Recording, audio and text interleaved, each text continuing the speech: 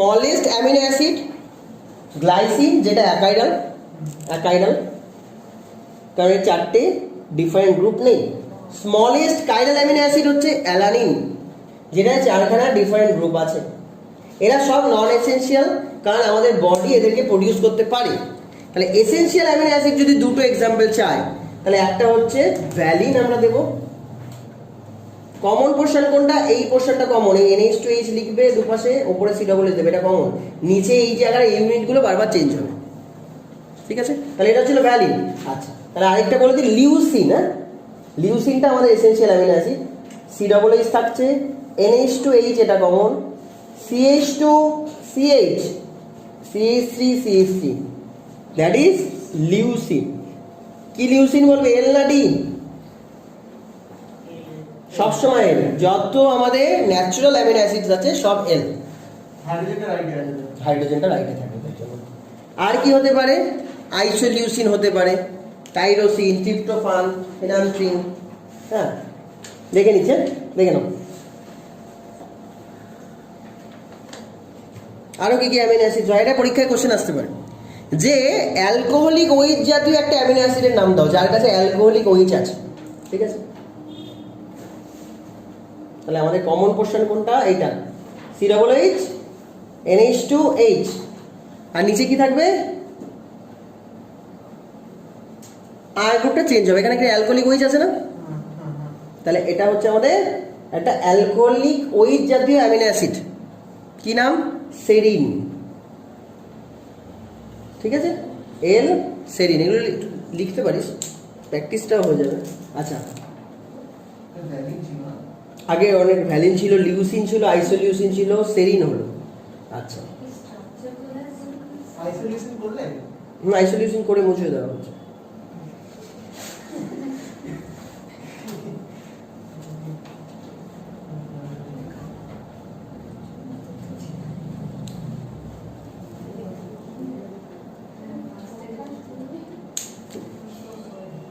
এটা ফার্স্ট থেকেই হচ্ছে, আলাদা কিছু হয়নি। দেখো এরকম ভাবে ড্র করো, NH2H, COOH, এই আর এর জায়গায় আমি কি লিখছি দেখ, বল দিয়ে দেখ, CH2 ফিনাইল। আচ্ছা, এটা যদি শুধু CH3 থাকতো কি নাম হতো? একটু আগে তো লিখলে। না না না, গ্লাইসিন হচ্ছে এই যে এটা অ্যালানিন। তাহলে এখন এক্সট্রা কি জুড়েছে?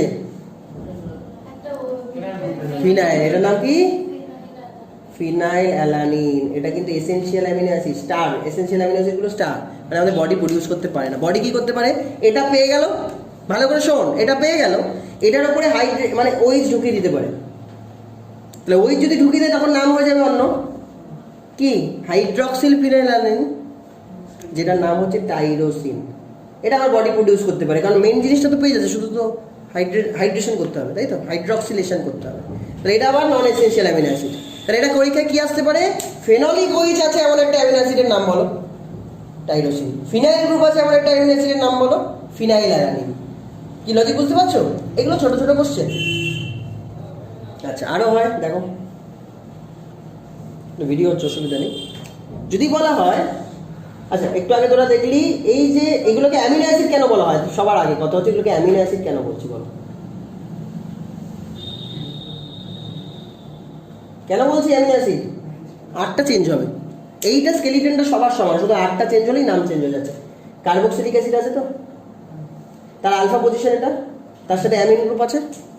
তাহলে কার্বক্সিলিক অ্যাসিডের জন্য অ্যাসিড, অ্যামিনের জন্য অ্যামিনো অ্যাসিড। তাহলে একই কম্পাউন্ড যার ভেতরে কার্বক্সিলিক অ্যাসিড থাকে এবং তার আলফা পজিশনে অ্যামিন আছে, তাই এটাকে বেটার বলা যায় আলফা অ্যামিনো অ্যাসিড বলে এগুলোকে। তাহলে এটাকে জলে ফেলে দিলে কি হবে? অ্যাসিড কি করে? H+ অ্যাকসেপ্ট করে না ডোনেট করে? অ্যাসিড কি করে? তাহলে O- হয়ে থাকবে জলে ফেলে দিলে। আর বেস কি করে? তাহলে NH3+ হয়ে থাকবে। একই কম্পাউন্ডের ভেতরে প্লাসও আছে মাইনাসও আছে, এদেরকে বলা হয় জুইটার আয়ন।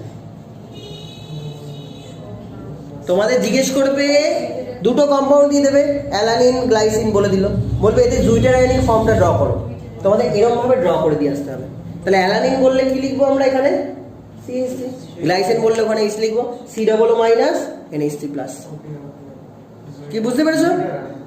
তাহলে তাহলে বলো একটা অ্যামিনো অ্যাসিডে কটা অ্যাসিডিক পার্ট আছে, কটা বেসিক পার্ট আছে? একটা একটা করেই আছে। তাহলে এরা বলতে পারে ন্যাচারালি নিউট্রাল, মানে পিএইচ 7 এর কাছাকাছি হবে এদের, 7 এর কাছে, মানে 6 to 8 এর মধ্যে থাকবে, এর বাইরে যাবে না। কিন্তু কিছু কিছু অ্যামিনো অ্যাসিড আছে যারা অ্যাসিডিক আর বেসিক, তার মানে কি তাদের অ্যাসিড গ্রুপটা হয়তো একটু বেশি আছে বা বেসিক গ্রুপটা হয়তো বেশি আছে। তাহলে ওদেরকে ক্যাটাগরাইজ করলে কি নাম হবে ওদের? অ্যাসিডিক অ্যামিনো অ্যাসিড হতে পারে, আর এটা বেসিক অ্যামিনো অ্যাসিড হতে পারে। এতক্ষণ যা আঁকলাম ওগুলোকে কি অ্যামিনো অ্যাসিড বলবে? Neutral amino acid. তাহলে এখন অ্যাসিডিক অ্যামিনো অ্যাসিডের কিছু নাম দেখে নিই আমরা। একই রকম ভাবে কমন কি NH2 COOH, আরেক জায়গায় আমরা বসাচ্ছি CH2 COOH। ভালো করে দেখ, তাহলে কটা COOH হয়ে গেল? কটা COOH হয়ে গেল? দুটো। তাহলে পিএইচ 7 এর চেয়ে বেশি হবে না কম হবে? পিএইচ 7 এর চেয়ে কত হবে? কম হবে। এটার নাম কি? Aspartic acid. নামটা একটু মনে রাখতে হবে, স্ট্রাকচারও রাখতে পারো। তাহলে একটা বেসিক অ্যামিনো অ্যাসিডের নাম বলি, COOH NH2H থাকছে। ভালো করে দেখ, 4খানা CH2 দিয়ে দে, CH2 CH2 CH2 CH2 NH2। ঠিক আছে, কি নাম এটা? লাইসিন। নামটা শুনেই থাকবে, খুব ইম্পর্টেন্ট অ্যামিনো অ্যাসিড একটা। কটা বেসিক পার্ট আছে? দুটো। এখানে কতগুলো অ্যাসিডিক পার্ট ছিল? দুটো। তাহলে অ্যাসিডিক পার্ট দুটো ছিল, বেসিক একটা ছিল, তাহলে acidic amino acid. Basic part দুটো, অ্যাসিডিক একটা, তাহলে বেসিক অ্যামিনো অ্যাসিড। তাহলে এদের পিএইচ 7 এর চেয়ে বেশি, এদের পিএইচ 7 এর চেয়ে কম। এবার বলো, এদেরকে যদি আমি জলে ফেলে দিই, জলে ফেলে দিয়ে আমি দুটো ইলেকট্রোড লাগিয়ে দিলাম, ক্যাথোড অ্যানোড লাগিয়ে দিলাম, এই অ্যামিনো অ্যাসিডটা কোন দিকে দৌড়ানোর চেষ্টা করবে? ক্যাথোডের দিকে না অ্যানোডের দিকে? কে বলতে পারে? আমি সেট আপ করেছি, সেট আপে কি আছে? ক্যাথোড অ্যানোড লাগানো আছে, একটা চেম্বার রাখা আছে, ওখানে আমি এটাকে জলে ফেলে দিয়েছি। তাহলে জলে ফেলে দিলে এ কোথায় দৌড়ানোর চেষ্টা করবে? ক্যাথোডের দিকে না অ্যানোডের দিকে? বুদ্ধি করে বলো। অ্যানোডের দিকে। Reason? Very good, right answer দিয়েছে। দেখো, যখন আমি এটাকে জলে ফেলবো এখানটা মাইনাস, এখানটা মাইনাস, কারণ দুটোই ছেড়ে দিয়েছে। আর এইটা হয়ে যাবে NH3। তাহলে অ্যানায়নের পার্টটা ওভারকাম করে গেছে ক্যাটায়নের পার্টকে, তাহলে অ্যানোডের দিকে দৌড়াবে এরা, অ্যানোডের দিকে গিয়ে জমা হবে। এবার আমি চাই ওরা অ্যানোডের দিকে না যাক, মানে ক্যাথোডেও যাবে না অ্যানোডেও যাবে না, মাঝে থাকুক। তাহলে আমি ওর ভেতরে কি অ্যাড করবো? Positive charge. মানে অ্যাসিড অ্যাড করবো না বেস অ্যাড করবো? বলো, কি অ্যাড করবো? অ্যাসিড অ্যাড করবো না বেস অ্যাড করবো, যাতে এই জায়গায় পজিটিভ আর নেগেটিভটা নিউট্রাল অবস্থায় থাকে? বেস পজিটিভ চার্জের হয়, তাই তো? বেস এরকম দেখতে না, H+ পজিটিভ চার্জের। কি অশিক্ষিত তোমরা, কত বড় লেভেলের অশিক্ষিত। তাহলে অ্যাসিড অ্যাড করবো যাতে H+টা যে কোনো একটা, যে বেশি মাইনাস, তাকে গিয়ে নিউট্রাল করে দেয়, যাতে এটা নিউট্রাল হয়ে যায় পুরো। তাহলে বাইরে থেকে কি অ্যাড করছি? অ্যাসিড। অ্যাসিড অ্যাড করলে এটা কোনো দিকেই যাবে না, ক্যাথোডেও যাবে না অ্যানোডেও যাবে না, ব্যালেন্স হয়ে নিচে পুরো থাকবে। এই পয়েন্টটাকে বলা হয়, এই সলিউশনের যে কনসেন্ট্রেশন, এই কনসেন্ট্রেশন বা এই পয়েন্টে পৌঁছানোর জন্য আমাকে যা খুশি অ্যাড করতে হলো তো, ওই পয়েন্টটাকে বলা হয় আইসো ইলেকট্রনিক পয়েন্ট। এটা কিন্তু আসবেই, কারণ এই বছর অনেক কিছু কাটছাট করে দিয়েছে তো। তাহলে এইটুকু জায়গায় কাটছাট করেনি, মানে পরীক্ষায় চোখ বন্ধ করে ধরে নাও জুইটার আয়ন আর আইসো ইলেকট্রনিক পয়েন্ট আসবেই। তাহলে হোয়াট ইজ আইসো ইলেকট্রনিক পয়েন্ট? কেউ ডেফিনেশনটা বানিয়ে বলতে পারবে? এক্ষুনি যেটা বললাম সেটা গুছিয়ে সুরাইয়া বলতে পারবে? হোয়াট ইজ আইসো electronic point? The pH at which the amino acid doesn't migrate to either of anode or cathode. That pH is called isoelectric point of that amino acid. সবার অ্যামিনো অ্যাসিডে, সব আলাদা আলাদা অ্যামিনো অ্যাসিডের isoelectric point আলাদা আলাদা হবে। তাহলে এখন এইটাকে আইসোইলেকট্রিক বানানোর জন্য, ভালো করে শুনে নে, এটাকে আইসোইলেকট্রিক বানানোর জন্য আমার পিএইচ কমাতে হলো না বাড়াতে হলো? পিএইচ কমাতে হলো, অ্যাসিড দিতে হলো। তাহলে পিএইচ কে এখন 7 রেখেছি না 7-এর চেয়ে কম রেখেছি?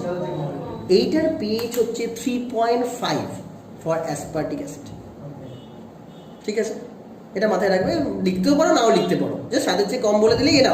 কেউ যদি মনে রেখে লিখে দিতে পারে তো খুব ভালো। ঠিক আছে, তাহলে বল লাইসিন এখন কোন দিকে বানানোর চেষ্টা করছে জলে ফেলে দিলে? কারণ এখানে সব NH3 প্লাস NH3 প্লাস আর এটা কি মাইনাস। তাহলে এটা ক্যাথোড পার্ট মানে ক্যাটায়ন পার্টটা ওভারকাম করে গেছে অ্যানায়ন পার্টকে, তাহলে ক্যাথোডের দিকে যাচ্ছে, তাহলে বাইরে থেকে কি দেব? বেস দেব। বেস OH মাইনাসটা যে কোনো একটা H খেয়ে ওকে নিউট্রাল করে দেবে, তাহলে পি এর সাথে যে বেশি রাখতে লাগবে। তাহলে isoelectronic point of lysine is greater than, that is 9.5। মনে রাখতে পারলে ভালো, নাহলে গ্রেটার দ্যান লিখে দিলেও মার্কস দেবে। লজিক বোঝা গেছে? তাহলে আইসোইলেকট্রনিক পয়েন্ট বুঝতে গেলে আমাকে acidic and basic amino acid দুটোরই কনসেপ্ট ক্লিয়ার রাখতে হবে। ঠিক আছে, এবার একটা অ্যামাইড জাতীয় অ্যামিনো অ্যাসিড দেখছি, হ্যাঁ, যার মধ্যে অ্যামাইড গ্রুপ আছে।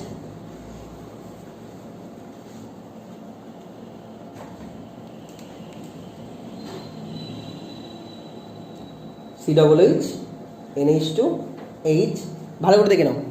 CH2CO NH2, এক্ষুনি কি লিখেছিলাম? Aspartic acid. এখন কি হয়ে গেল? অ্যামাইড হয়ে গেল ওইটুকু জায়গায়। এটার নাম হচ্ছে অ্যাসপারাজিন। এটা কি আছে? কি আছে এই গ্রুপে? অ্যামাইড গ্রুপ আছে।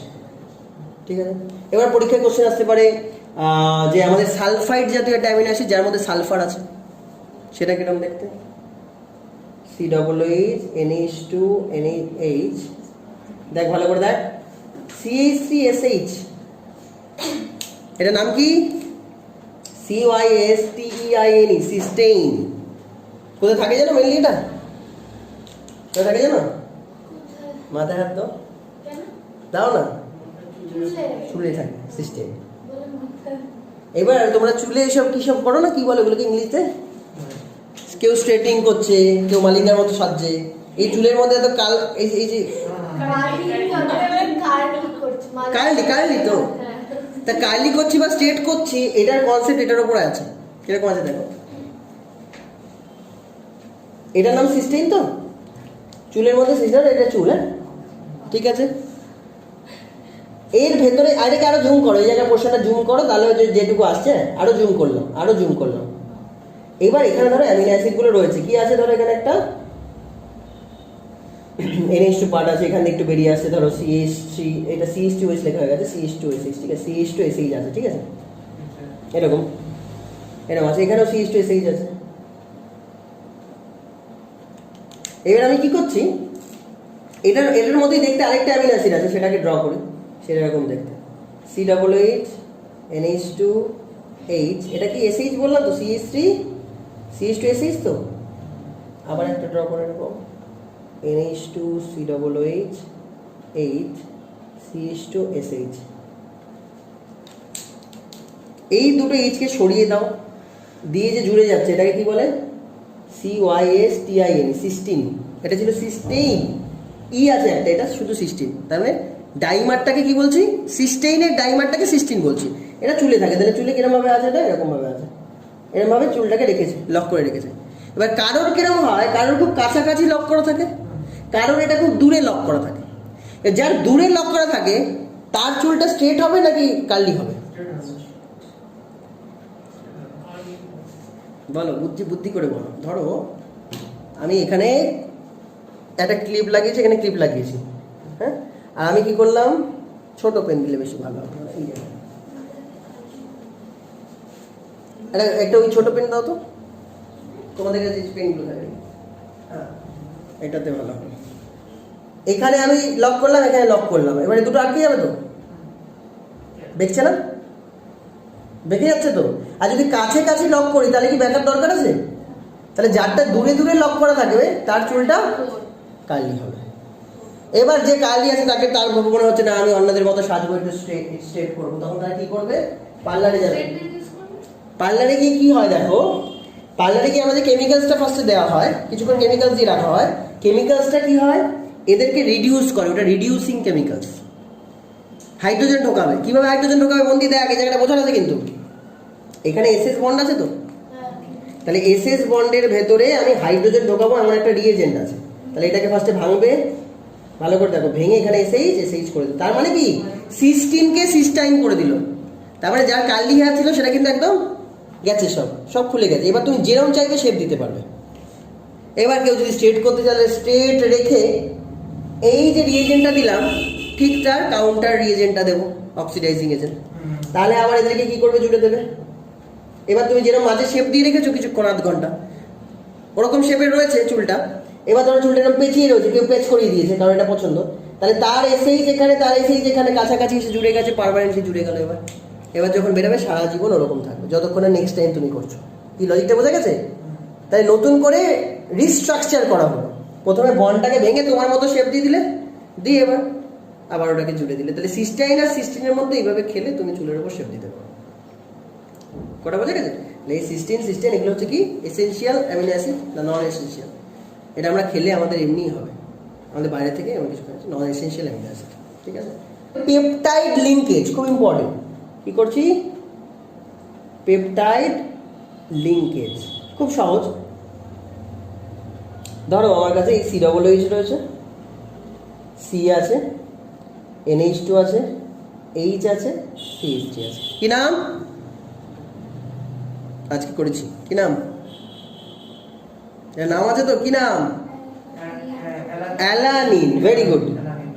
অ্যালানিনের সাথে আমার ইচ্ছা হলো আমি গ্লাইসিনকে মিক্স আপ করাবো, করিয়ে আমি কনসেন্ট্রেশনের উপর অ্যাপ্লাই করে জলটা বের করবো।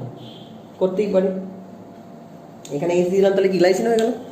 এবার এই দু ধরনের অ্যামিনো অ্যাসিডকে মিশিয়ে যদি মাঝখান থেকে তুমি এখান থেকে ওয়াটারটা বের করে দিতে পারো, তাহলে কি জেনারেট করবে বলো তো?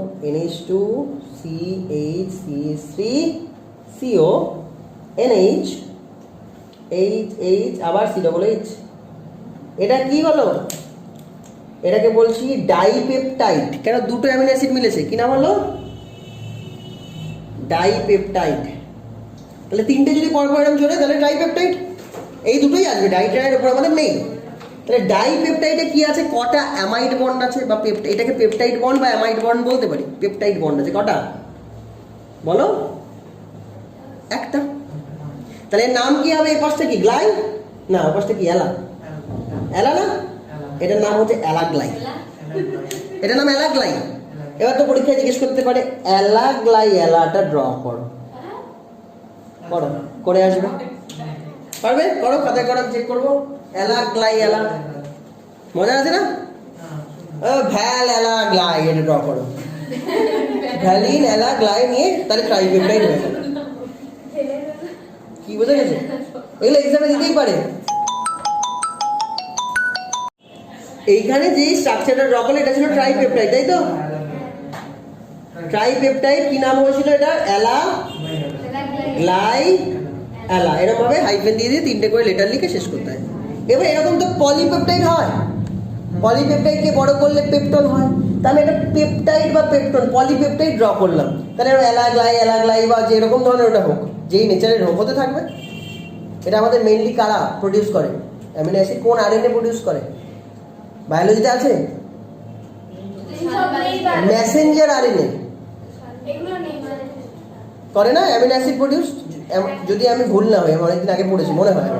যাই ওই হিসাব করে ওগুলোকে জুড়ে জুড়ে ওরা অ্যামিনো অ্যাসিড তৈরি করে। আমি বললাম এই অ্যামিনো অ্যাসিডগুলোর প্রাইমারি স্ট্রাকচার আমি এখন ড্র করছি। প্রাইমারি স্ট্রাকচার, তারপরে সেকেন্ডারি স্ট্রাকচারে যাবো। প্রাইমারি স্ট্রাকচার হচ্ছে এটা। কোন বন্ডগুলো আছে প্রাইমারি স্ট্রাকচারের ভেতরে? CONH এই বন্ডগুলো আছে, এটা হচ্ছে প্রাইমারি স্ট্রাকচার। তুমি যদি হিট করো এই বন্ড কোনোদিন ভাঙবে না। তোমরা মাংস রান্না করে খাচ্ছ, হিট করছো, এই অ্যামিনো অ্যাসিড কি ভেঙে যায়? না, এই বন্ড ভাঙে না। আমাদের বডিতে গেলে আমাদের যে এনজাইম আছে তারা ওকে ভেঙে দেয়। কার্বক্সিপেপটাইডেজ বলে যে এনজাইমটা আছে, তারা এই বন্ডকে ভেঙে আবার অ্যামিনো অ্যাসিড বানিয়ে দেয়। এবার ওই অ্যামিনো অ্যাসিডটা আবার বডিতে গিয়ে তোমার যেরকমভাবে ইচ্ছা তুমি সাজাতে চাও সেইভাবে তোমার মাসেলে সেজে যাবে। এরকম তো না যে আমি একটা মাংস খেলাম, এত বড় একটা মাংস খেলাম, সঙ্গে সঙ্গে ওটা পেটের ভেতর থেকে গিয়ে মাসেলে ঢুকে গেল, এরকম ডাইরেক্ট এরকম আটকে গেল, এরকম তো না। ওটা বডিতে যাবে, ওগুলো আবার কি হবে? ইউনিট হবে, মানে ওগুলো একটা একটা করে অ্যামিনো অ্যাসিড হবে। তারপর আবার বডি ওই মেসেঞ্জার আরএনএ দিয়ে কোথায় কাকে কোথায় বসাতে হবে, কোথায় কি লাগবে সেভাবে বসিয়ে দেবে। এইভাবে প্রসেস হয়। তাহলে আমি সেটাই বলছি যে প্রাইমারি স্ট্রাকচার হচ্ছে এমন স্ট্রাকচার যেটাকে বলি পেপটাইড স্ট্রাকচার, যেটাকে হিট করলে ভাঙে না। এই যে ভাঙে না, হিট করলে ভাঙে না, এনজাইম দিলে ভাঙবে। তাহলে প্রাইমারির পরে এখন যে স্ট্রাকচারটা আমরা করবো সেটা হচ্ছে সেকেন্ডারি স্ট্রাকচার। লিখে রেখেছি সেকেন্ডারি স্ট্রাকচার দু রকমের, একটা আলফা হেলিক্স আর একটা হচ্ছে তো জানো beta pleated sheet. Alpha helix, beta pleated sheet. তো আলফা হেলিক্স কিরকম হয়, এই অ্যামাইড, তার ধরো কোথাও সিও এরকম রয়েছে, থাকতেই পারে। আবার এরকমভাবে অনেক কিছু করার পর এখানে আবার কোথাও ধরো কারণ এখানে এনএইচ রয়েছে, থাকতেই পারে। এইখানে আমার পুরো কম্পাউন্ডটা আছে, পুরো লম্বা কম্পাউন্ড আছে, পুরোটাই, পুরো এটাই এখানে রয়েছে। তার মধ্যে কোথাও ধরো এই জায়গায় ধরলাম এখানটায় সিওএনএইচ এর সিও গ্রুপটা দেখা যাচ্ছে, আবার এখানটায় এরকম আস্তে আস্তে আস্তে আস্তে কোথাও কারো এনএইচটা এখানটায় দেখা যাচ্ছে, বেরিয়ে আছে, এরকম হতে পারে বন্দি বোঝ। আবার দেখা গেল এই জায়গাটায় যেখানে আছে সেখানটায় আবার দেখা গেল সিওটা বেরিয়ে আছে এখান থেকে, আবার এই জায়গায় দেখা গেল এনএইচ বেরিয়ে আছে, হতে পারে এরকম। এই বন্ডগুলোকে একটু বড় করে লিখলে বেশি ভালো হতো। যাই হোক, এই যে সিওটা নেগেটিভ আর এই হাইড্রোজেনটা কি, তাহলে এর সাথে একটা হাইড্রোজেন বন্ড হবে না, এর সাথে একটা হাইড্রোজেন বন্ড হবে না। তাই জন্য এরা স্টেট চেঞ্জ এরকমভাবে থাকে না, এরকম হেলিক্স হয়ে থাকে। তাহলে হেলিক্স কিসের জন্য হয়, হাইড্রোজেন বন্ডিং এর জন্য হয়। তাহলে অ্যামিনো অ্যাসিডের ভেতরেই কোথাও সিও আছে যার ওটা নেগেটিভ, আবার ওই অ্যামিনো অ্যাসিডের ভেতরে কোথাও এনএইচ আছে। ধরো আমি এরকমভাবে সাজিয়ে দিয়েছি, এটা শুধু সাজিয়ে দিয়েছি, দড়ি থাকলে বেশি ভালো হতো, তার থাকলে বেশি ভালো হতো। এটার একটা তার রয়েছে এখানে, মন দিয়ে দেখো, এই তো। এবার ধর এখানে আমার কাছে আঠা লাগানো আছে এখানটায়, মানে এখানে সিও আছে, এখানে আঠা লাগানো আছে। এবার যখন এটা নড়ছে, এই দুটো যদি কাছাকাছি আসে এরকম বেঁকে যাবে না, এরকম ভাবে বেঁকে যাবে না, এরকম ভাবে বেঁকে যাবে। তো এরকম এইভাবে যে স্ট্রাকচারটা হচ্ছে, এই যে বেঁকিয়ে দিলাম, এবার দেখ সাজানোর পর যেটা দেখতে হবে এটা বেঁকে থাকবে, দেখো এটা বেঁকে আছে না, কেন বেঁকে আছে, এর সাথে ওর ইন্টারাকশন হচ্ছে, এর সাথে ইন্টারাকশন হচ্ছে, এইটাকে কি বলা হচ্ছে, হাইড্রোজেন বন্ড। তাহলে এটা কি প্রাইমারি না, এটা সেকেন্ডারি, কারণ প্রাইমারি হওয়ার পরেও একটা বন্ড তো রয়েছে সিগমা, সিগমা বন্ড হওয়ার পরেও একটা এক্সট্রা বন্ড হয়ে রয়েছে, দ্যাট ইজ সেকেন্ডারি বন্ড। সেটা ইন্টার মলিকুলার না ইন্ট্রা মলিকুলার, পুরোটাই তো মলিকুল, কারণ পেপটাইড মলিকুল তো অনেক বড়, ওই মলিকুলের ভেতরেই তো যাওয়ার হচ্ছে। তাই হলো ইন্ট্রা মলিকুলার হাইড্রোজেন বন্ড রয়েছে, যেটা আমাকে আলফা হেলিক বা হেলিক্যাল স্ট্রাকচার বানাতে সাহায্য করছে। তাহলে এটাকে আমি কি করে ভাঙতে পারি, কি করলে ভাঙতে পারি, হিট করলে ভেঙে যাবে, হিট করলে হাইড্রোজেন বন্ড থাকবে। তাহলে যখন আমি প্রোটিনটা নেব তখন এক ধরনের স্ট্রাকচার, হিট করলে ওটা এরকম হেলিক্যাল থাকবে না, আনকয়েলড হয়ে যাবে, কয়েল ছিল এরকম সোজা হয়ে যাবে, মানে আনকয়েলড হয়ে যাবে। তাহলে আমি এই যে সেকেন্ডারি স্ট্রাকচার সেটাকে আমি নিয়ে খেলতে পারি, সেটাকে ম্যানিপুলেট করতে পারি হিট দিয়ে। আর কি দিয়ে করা যায়, এইচ প্লাসকে সরাতে গেলে আর কি দিতে পারো, বেস দিতে পারো, অ্যাসিড দিতে পারো। যদি আমি বাইরে থেকে পিএইচ চেঞ্জ করি, তাহলে পিএইচ চেঞ্জ করে দিলাম, আর কি বললাম, হিট দিলাম, এই দুটো দিয়ে আমি সেকেন্ডারি স্ট্রাকচারকে সরাতে পারি বা চেঞ্জ করতে পারি। যদি হিট করি তাহলে হাইড্রোজেন বন্ড ভেঙে যাবে, আর নাহলে যদি অ্যাসিড দিই তাহলেও হাইড্রোজেন বন্ড ভেঙে যাবে, কারণ অ্যাসিড দিলে বাইরে থেকে কি আসবে, এইচ প্লাস আসবে। তখন কি ওরা কষ্ট করে এরকম বেঁকে গিয়ে এইচকে ধরতে যাবে, ও তো বাইরে থেকে এইচকে পেয়ে গেছে, তাহলে তখনও ওই বন্ডটাকে ছেড়ে দেবে, তার মানে ও আবার আনকয়েলড হয়ে যাবে। বাইরে থেকে যদি বেস দাও তাহলে এইচটাকে তুলে নিয়ে চলে যাবে, তাহলেও আর হাইড্রোজেন বন্ডিং হবে না। তাহলে পিএইচ যদি চেঞ্জ করা যায় তাহলে সেকেন্ডারি স্ট্রাকচার ভেঙে যায়, আর নাহলে হিট দিলে সেকেন্ডারি স্ট্রাকচার ভেঙে যায়। এবার বল, কোনো জিনিস বাড়িতে তোর এরকমভাবে রাখা আছে, কোনো জিনিস এরকমভাবে রাখা আছে, এটা কয়েলড এটা আনকয়েলড, কোন জিনিসটা বাড়িতে বেশি জায়গা দখল করবে, এইটা বেশি জায়গা দখল করবে, এই আনকয়েলড এটা কয়েলড, কোনটা বেশি জায়গা দখল করবে? আরে এই বোর্ডে কোনটা বেশি জায়গা দখল করছে, তাহলে বাড়িতেও ওটাই বেশি জায়গা দখল করবে, তাই। আর এই যে সারফেস এরিয়া যে বেরিয়ে গেছে, ওই মাঝে গ্যাপগুলোকে আমার কি দাদু এসে থাকবে এখানে, এখানে কি আমার দাদু থাকছে, হ্যাঁ? এই জায়গাটাও ফাঁকা গ্যাপ হয়ে গেল, ভলিউম হয়ে গেল, ওখানে গ্যাস ঢুকে গেল, কি বুঝতে পারছো না? আমার এরিয়া বাড়িয়ে দিল, মাঝে তো ভলিউম, ওখানে গ্যাস ঢুকে গেল।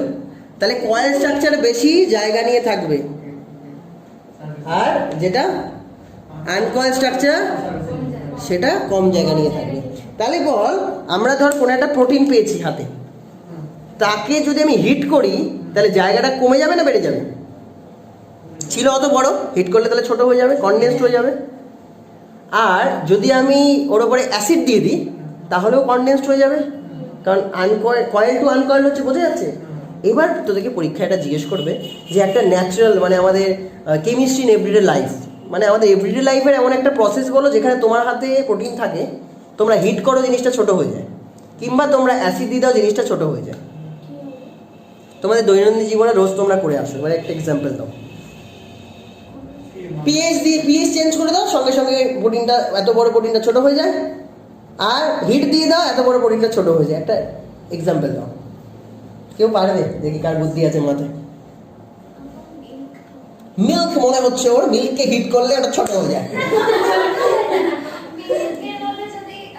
যদি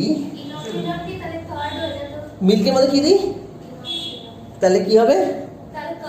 কারটা ছোট হয়ে যায়। একদম ঠিক বলেছো।